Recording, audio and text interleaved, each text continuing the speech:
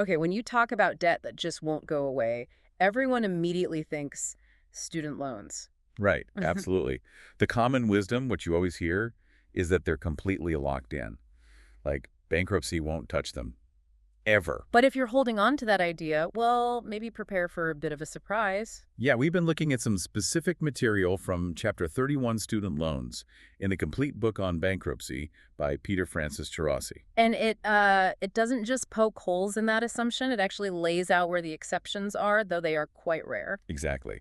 So what we want to do today is get past that myth. We need to explore those, really specific situations where a full discharge might actually be possible. But maybe even more important is understanding how bankruptcy law, Chapter 13 specifically, can be a powerful tool for managing the debt, even if the student loans themselves stick around. That's a really key point. We need to figure out why the courts are generally so reluctant, and also what's the big difference between, say, federal loans and some private ones. Let's start with the absolute exceptions first.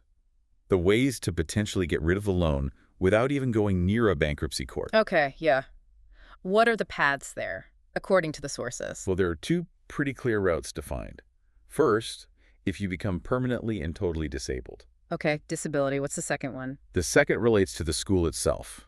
If the school you are attending closes down under certain circumstances. School closure.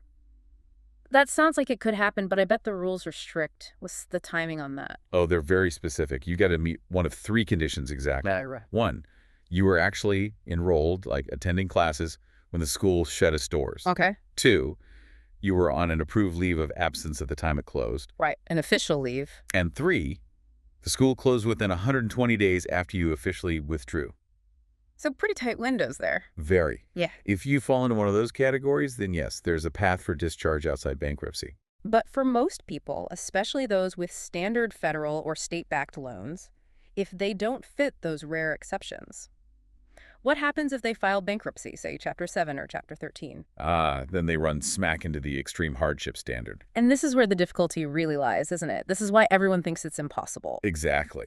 The bar is set incredibly high, and that's intentional for government-backed loans. You have to prove this extreme hardship. What does that actually involve? What are the courts looking for? I know there's often a test mentioned, the Brunner test. Yes, the sources confirm it generally comes down to three tough criteria, often based on that Brunner test.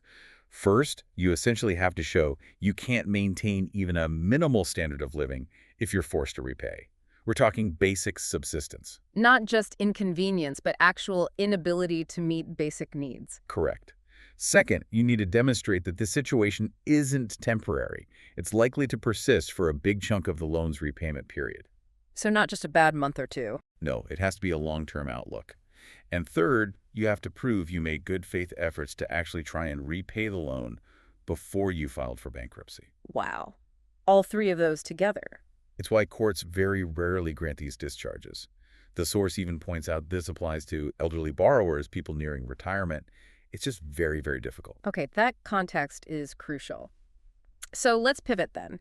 If getting rid of the loan itself in bankruptcy is, almost off the table for most people, why bother filing Chapter 13 bankruptcy at all if you know that student loan is probably going to survive the process? What's the benefit? The benefit is huge, actually. It's about restructuring everything else.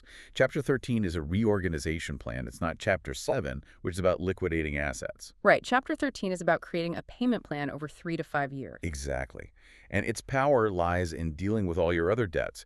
It lets you take high-interest credit cards, medical bills, lawsuit judgments, maybe even some tax debts, and consolidate the payments. So it frees up your budget, basically, even with the student loan still there. Precisely.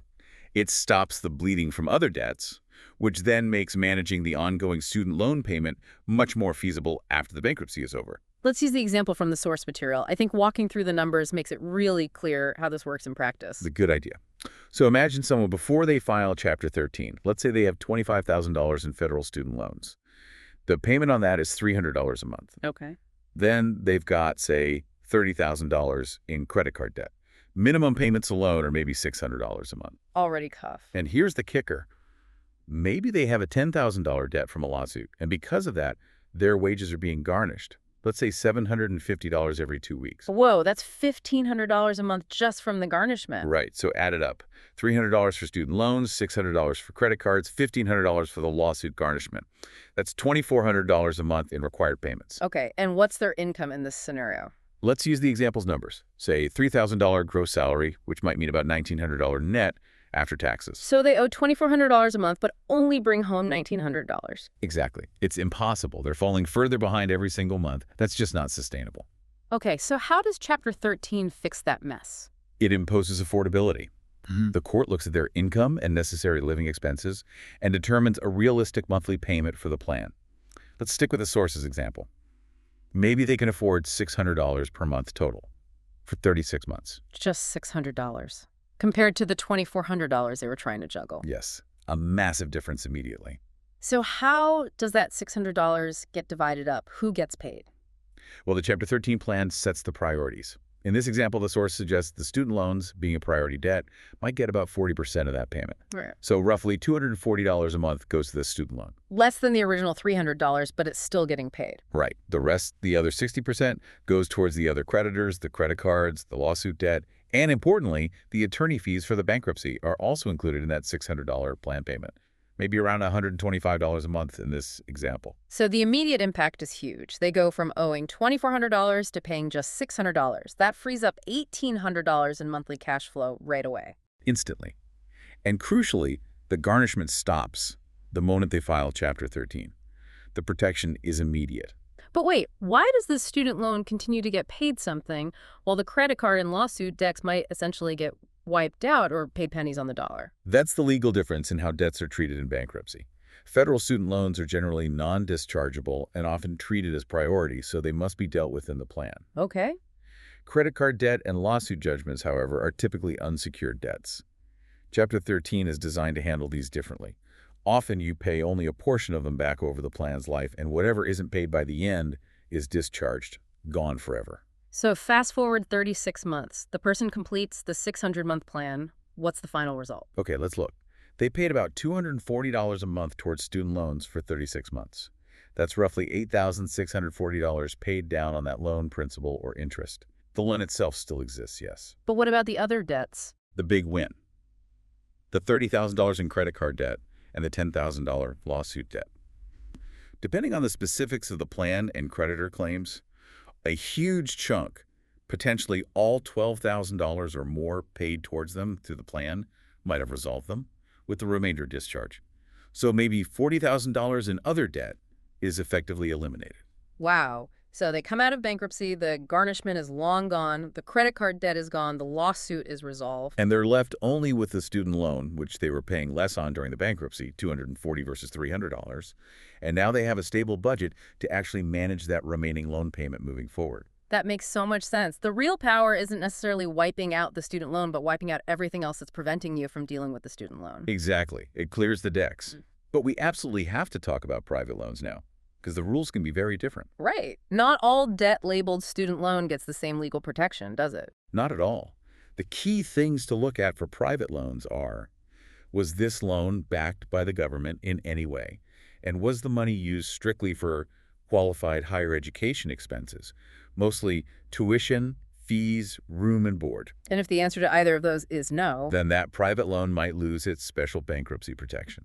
It could potentially be treated just like regular unsecured debt, like a credit card. Meaning it could be discharged in Chapter 7 or Chapter 13 without needing to prove that intense, extreme hardship. Potentially, yes. Yeah. The path to discharge can be much, much easier. What kinds of private loans does the source mention might fall into this category? The ones that could be dischargeable? The source lists several types. Things like standard private undergraduate and graduate loans from banks or other lenders, private consolidation loans. Okay. Also, loans marketed directly to borrowers, sometimes called direct-to-consumer loans. Loans specifically for career training that might not be for a traditional degree program. And even some specific products like smart option student loans, especially if parts of those loans were used for expenses beyond strict tuition costs. So the crucial takeaway for anyone listening is, don't just assume your student loan is untouchable. You have to know its origin. Was it federal, state-backed, or was it truly private? And what exactly did you use the money for? Absolutely. Critical first step. Mm. If it turns out to be a private loan not used exclusively for qualified education costs, the entire game changes regarding bankruptcy. Okay, so let's wrap this up. We've seen two main scenarios emerge from the source material. First, the very rare chance of full discharge without bankruptcy, usually for permanent disability or specific school closure situations. Right. The narrow exceptions. And second, the much more common and, frankly, more powerful application. Using Chapter 13 bankruptcy not necessarily to erase the student loan, but to manage it effectively by eliminating other crushing debts. That's the core strategy for many. And it all starts with knowing your loan type. You have to figure out what you actually have. Where can people find that information? The source recommends checking official channels. For federal loans, the main place is the federal student aid website. That's studentaid.gov. Studentaid.gov. Got it. And for both federal and potentially private loans, Navient's website, navient.com, is often mentioned as a servicer that handles both types. So that might be another place to check. So know your loan type. That's step one. Step one. Because the overall goal, even if that federal loan is going to stick around, is to stabilize your finances. Get rid of the high-interest credit cards. Stop the lawsuits. Stop the garnishments. Protect your paycheck. Free up your resources so you can actually focus on paying off those student loans, hopefully well before you hit retirement. Exactly. Make it manageable by removing all the other noise and financial pressure. Which does leave you thinking. Well, given how resistant courts are to discharging federal loans, but how Chapter 13 can eliminate so much other debt, and how some private loans are dischargeable, how might this whole situation change as more education funding comes from these private, maybe less traditional loan sources? Could we eventually see more pressure to treat federal loans more like those private ones in bankruptcy?